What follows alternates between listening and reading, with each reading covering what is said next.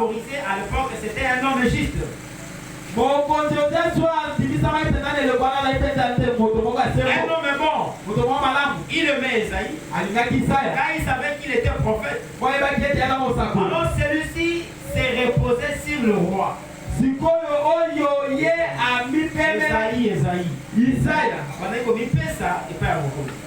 Tout ce qu'il désirait bien, Osias de lui donner. Chaque fois qu'il désirait quelque chose de bien, le bon roi le lui donnait. À un moment donné, le roi est mort. On dit, au parable de l'ancêtre, la prospérité, ça détruit toujours les gens. C'est une déclaration plus tard. Je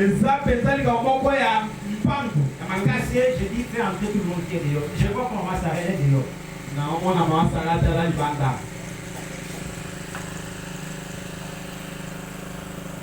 C'est une déclaration brutale. Mais la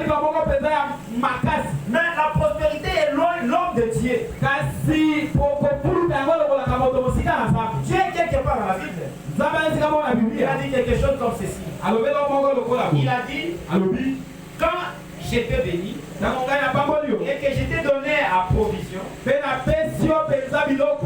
à l'époque où tu étais pauvre et dénué de tout, je suis venu dans toi et tu m'as écouté et tu m'as servi. Mais quand je t'ai béni et que je t'ai donné à provision, alors tu t'es détourné de moi. Voilà ce que l'Amérique a fait. Elle s'est détournée. Ce que les gens du message ont fait aujourd'hui. Lorsque le message est entré dans les années 70 et 80, alors qu'on n'avait pas encore construit de bons temples. On priait tous sous les hangars. On avait le véritable amour. Et on s'appelait frère.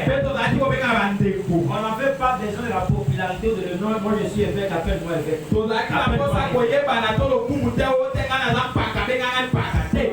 disait, un momo, un baroud, un nyepa, frère Jacques, frère Emmanuel. Mais aujourd'hui, Dieu a béni les gens le message. On a construit de bons tabernacles. Nous sommes éloignés de la chose.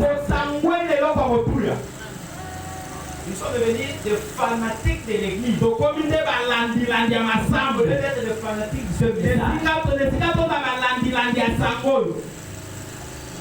Et la foi est devenue quelque chose de très rare. Si Jésus venait maintenant aujourd'hui, beaucoup de gens resteront. Je vous dis la vérité.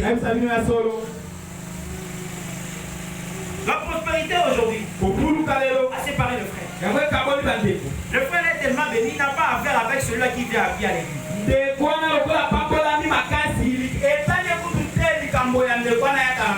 La sœur là qui a vraiment béni, qui s'habille très bien pour saluer même son frère ou sa sœur. Regardez ça, il a déjà de cette façon.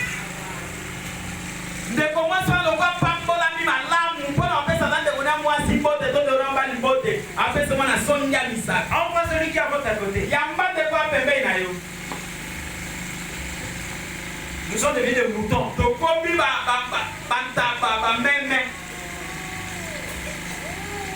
Mais pourquoi pas sur le mouton des moutons dans des têtes? Vous venez de voir.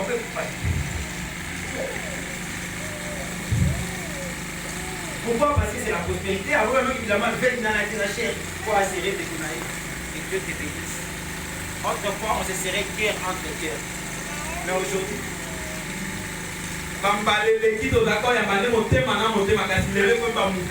pas si c'est frère à Katara Bakamou à coup de tête. Et à un moment où le mois vient, on passe sur la montagne, tout le monde comme ça. Et le pasteur a eu un problème sur lui. C'est quoi la prospérité? Et où tu l'as dit pour vous? En passant avec le fait qu'il y a un bande de quoi bébé nayo. Les sœurs n'en parlent même pas. Bande de quoi si vous doutez.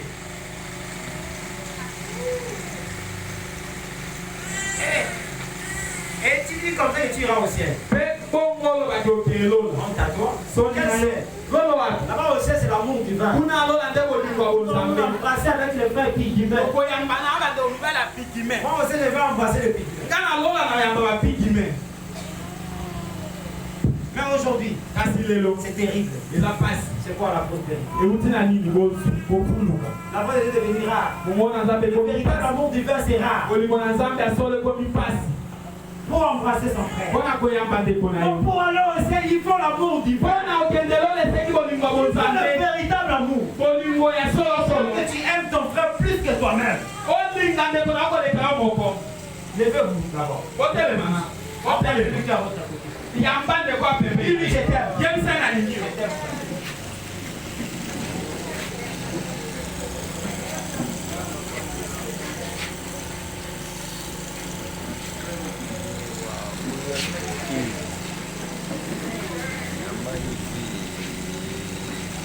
Il faut le véritable amour. Dans le message, c'est l'amour, mes frères. Tu peux avoir les dons de prophétie. Les dons d'opérer des miracles. Tu peux avoir le mystère de toutes les sciences. Mais si tu n'as pas l'amour, tu n'es qu'un airain qui résonne. C'est mal qui retentit. Il faut l'amour. Voilà ce que les églises ont fait. Vous pouvez être installé en l'angle de rue et avoir de bons grands bâtiments et des millions de dollars investis là-dedans. Et que tout soit facile comme bonjour. Ce n'est pas étonnant que vous n'ayez pas le temps d'écouter la voix de Dieu. Mais entendez un peu que vienne l'heure où ces choses seront retirées. Alors vous désirerez ardemment l'écouter. Tout va bien maintenant. L'heure vient où ce ne sera plus comme ça. Donc Esaïe, il pouvait se reposer sur le roi. C'était un jeune homme qui était apprécié. Un jeune homme qui avait un très bon esprit. Alors le roi l'aimait. Un jour, les affaires lui ont été retirées. Le roi est mort. Et après que le roi est mort, Esaïe a été obligé de marcher seul. C'est là qu'il s'est mis à regarder tout autour de lui. Et il s'est aperçu que tout le monde n'était pas comme le roi.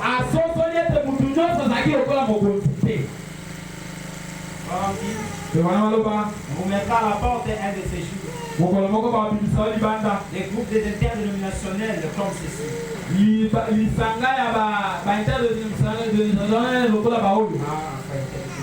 Les groupes interdénominationnels comme ceci.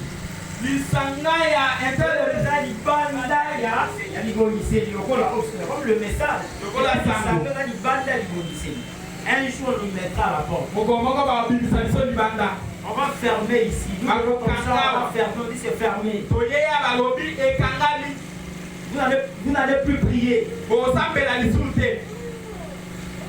C'est alors que vous aurez maintenant la sorte de chercher Dieu. Vous chercherez Dieu dans ces moments-là. Peut-être que ça sera aussi trop tard. Quand tu écoutes la voix de Dieu, n'endurcis pas ton cœur. Quand Dieu frappe à la porte de ton cœur, n'endurcis pas ton cœur.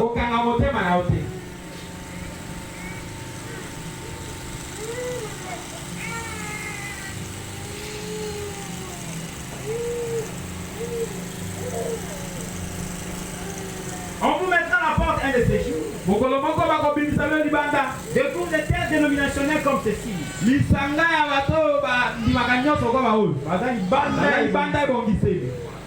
viendra un temps où vous devrez faire partie d'une organisation.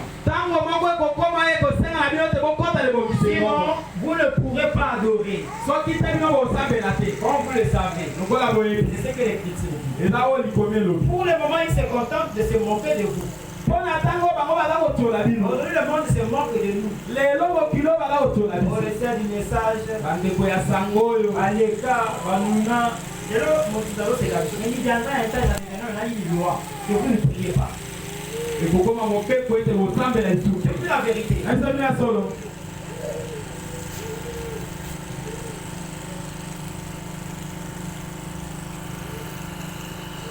Mais il viendra un temps où il y aura un boycottage. Car la marque de la bête doit être apposée. Ou bien vous ferez partie de la confédération des églises. La fête est comme à Rome. Ou bien vous n'adorerez pas du tout. C'est ce que dit l'Écriture. C'est là que vous devrez crier comme Esaïe. Il est allé dans le temple. Il a pris conscience. Il a levé le main, il a dit, oh Éternel, je suis l'homme dont les lèvres sont impies.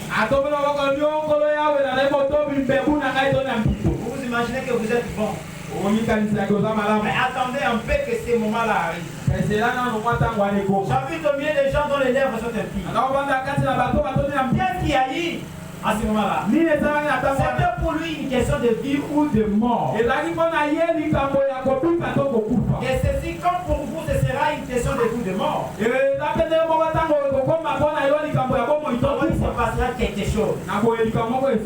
Ça n'est pas encore assez pour vous. Oh, eh bien, j'ai adhéré à l'église. Avec ça, c'est réglé. Je suis membre de telle église. Dans telle église. Est-ce que réellement, toi, tu as fait l'expérience cette personne-là?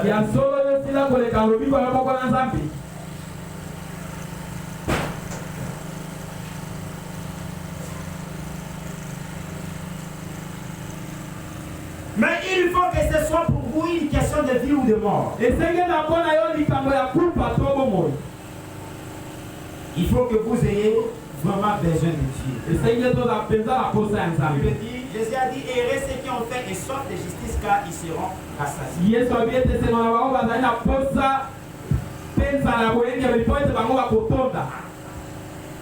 Il faut vraiment chercher à ce que votre âme soit dans la présence de Dieu.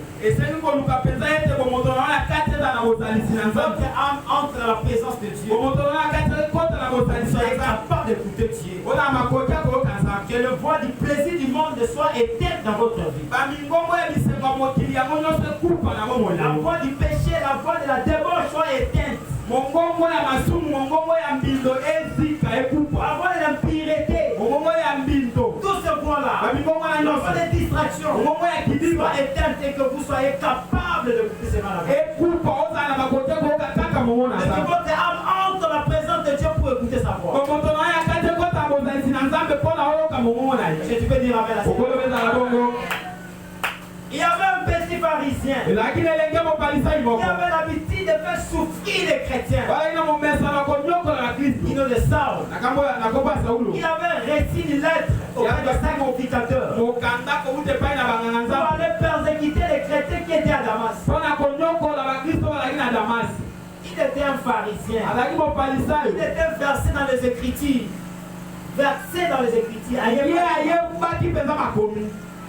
Il connaissait les Écritures.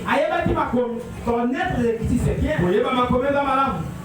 Connaître la théologie, c'est bien. Mais est-ce que votre âme est entrée dans la présence de Dieu? Est-ce que vous avez écouté la voix de Dieu? Moi, je connais la Bible. Saul aussi connaissait la Bible. Puisque toi, mon frère. Oh, je connais les messages.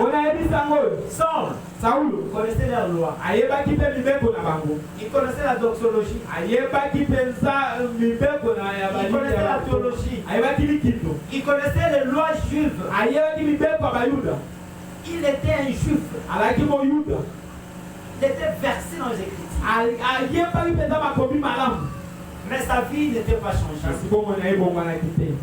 Le fait de connaître les Écritures ne changera pas ta vie. Aujourd'hui,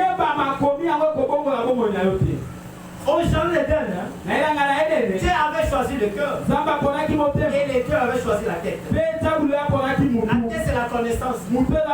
Réciter les écritures du prophète.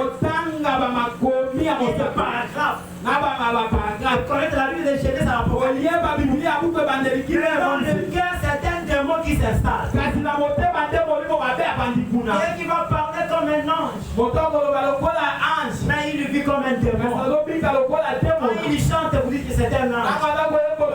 Mais regardez sa vie. C'est un démon. Quand il prêche, c'est comme un ange. Il connaît le mystère. Il va regarder la vie. Mais quand nous prêchons, nous ne prêchons pas la connaissance. La vie. C'est la vie qui guérit. Si le pasteur n'a pas la vie de Christ, il transmettra quoi au chrétien? La connaissance, c'est la vie. La vie de la parole. Tu connais les Écritures, c'est bien. Mais est-ce que la vie de Dieu est en toi? Ça, vous connaissez les Écritures. Mais c'est pendant la vie de Christ n'était pas en toi. Par preuve, il était témoin à la mort d'Étienne.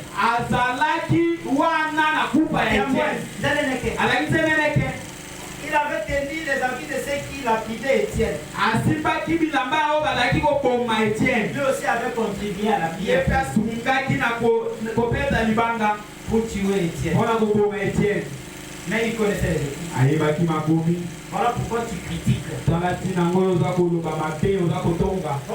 ne suffit pas seulement de prendre le couteau de poignarder sur ton frère. Mais quand tu le critiques, tu donnes son influence. C'est plus qu'un métrier. Mais avec la connaissance de la Bible, avec la connaissance du message à la tête,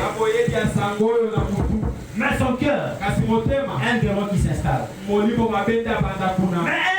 un jour, quand Saul faisait route avec son troupe, avec son groupe qui partait à Damas, pour arrêter les chrétiens qui étaient là, on a rencontré cette lumière.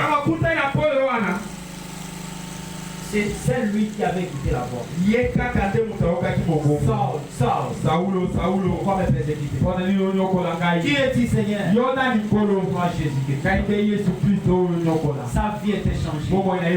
Sa vie avait changé. Il était puissant. Il était béni, prisonnier de Christ.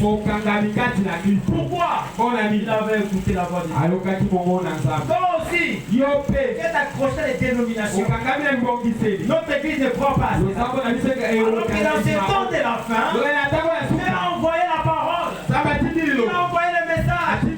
Et quand le 7e ange sortira de sa trompette, tout le mystère de Dieu s'accomplirait. Et le 7e ange a sonné la trompette. Est-ce que tu as écouté la voix?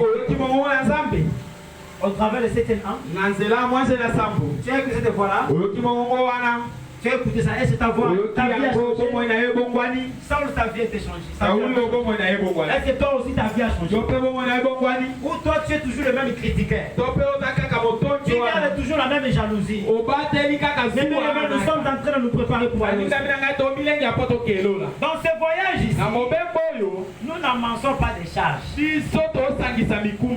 Déchargeons. C'est contrairement au voyage de ce monde. Quand quelqu'un veut aller en Europe, il prend sa valise, il mettra des bagages là-bas. Des choses qui vont lui servir dans son voyage.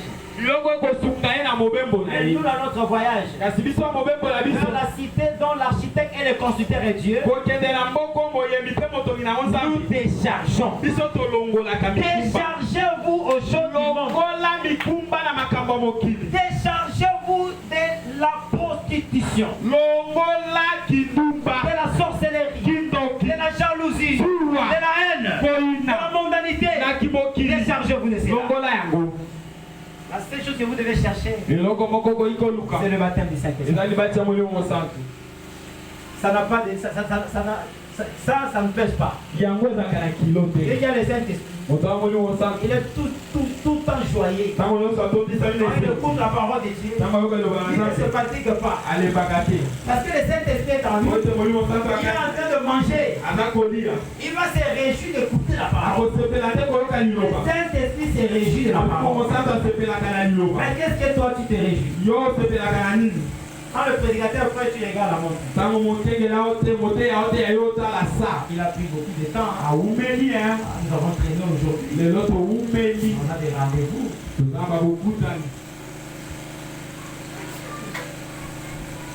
C'est parce qu'il y a encore des charges. Des chargeurs pour cela. Que vous soyez capable d'écouter la parole. Amen. Pour que vous soyez capable d'écouter la parole. Ce message de la fin, c'est la voix de Dieu adressée aux prières. C'est comme cet enfant qui avait écouté le son de la musique du palais royal. Quand il a écouté le papa jouer la musique, il dit cette musique est différente de la musique mondaine.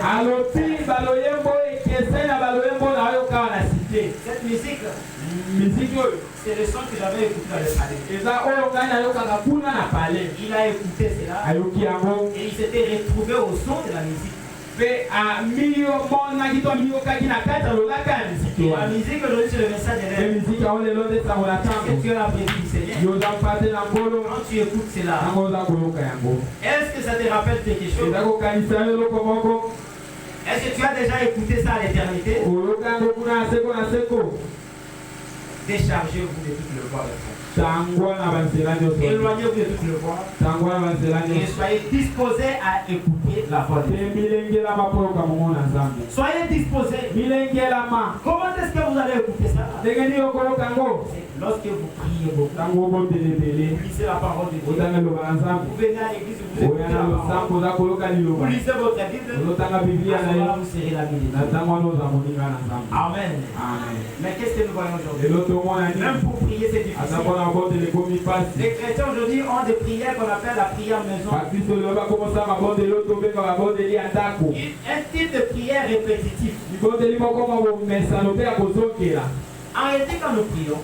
Ce n'est pas nous qui prions, mais c'est le Saint-Esprit qui prie. Celui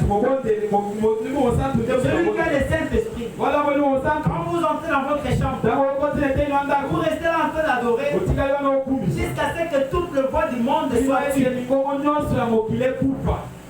Et que vous restez là pour écouter la voix de Dieu. Sentez la présence de Dieu. À ce moment-là, ce sera plus vous qui prierez. Le Saint-Esprit priera à votre place. Et quand le Saint-Esprit prie, vous serez prêts à écouter la voix de Dieu. Dieu peut vous montrer des visions. Celui qui a le Saint-Esprit, Dieu peut lui parler par les visions. Je vous dis la vérité. Je peux vous parler par la voix au Dieu. Comment cette voix-là? Est-ce que vous écoutez? Est-ce que réellement vous voyez des visions spirituelles? Des songes spirituels. Dans le temps où nous vivons, Dieu nous parle par des songes spirituels. Mais cela dépend de votre disposition. Si vous êtes disposé à écouter la voix de Dieu, réellement Dieu vous parle. Je m'arrête là. Que Dieu vous bénisse.